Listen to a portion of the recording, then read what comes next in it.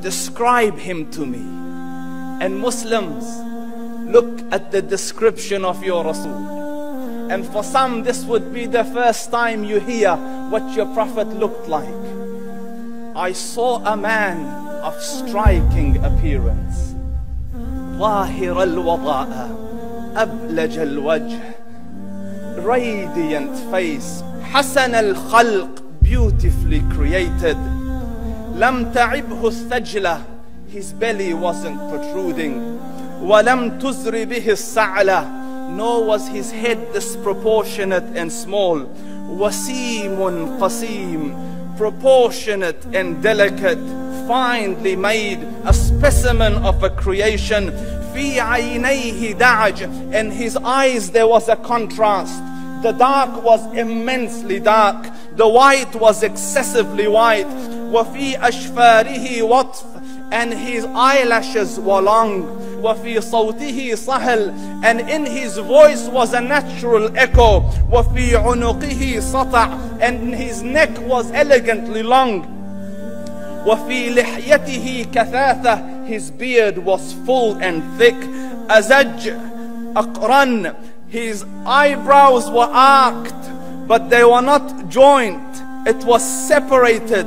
In Samat فَعَلَيْهِ الْوَقَارِ, when he was silent, dignity covered him. وَإِن تَكَلَّمَ سَمَاهُ وَعَلَاهُ الْبَهَاءِ, and when he spoke, it was audible and clear, almost commanding and overtaking.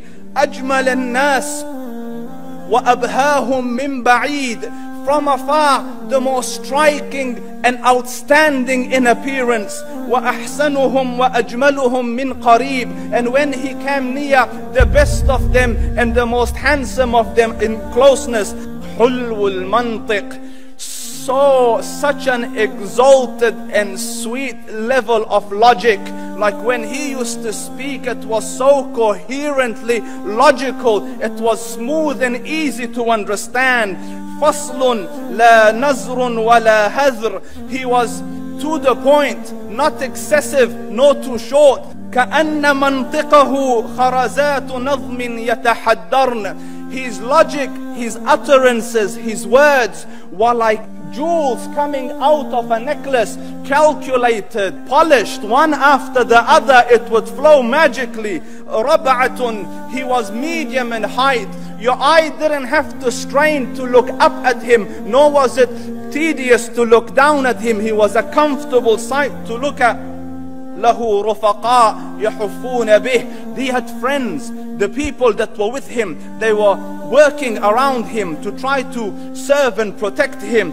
إِنْ قَالَ سَمِعُوا لِقَوْلِهِ, when he used to say something, they used to hearken to what he used to say. وَإِنْ أَمَرَ تَبَادَرُوا إِلَىٰ أَمْرِهِ, when he commanded, they used to compete to fulfill the command.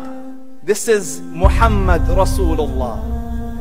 This is Muhammad Rasulullah. Anas ibn Malik says, he says, I came out one night, I came out one night, it was the full moon night.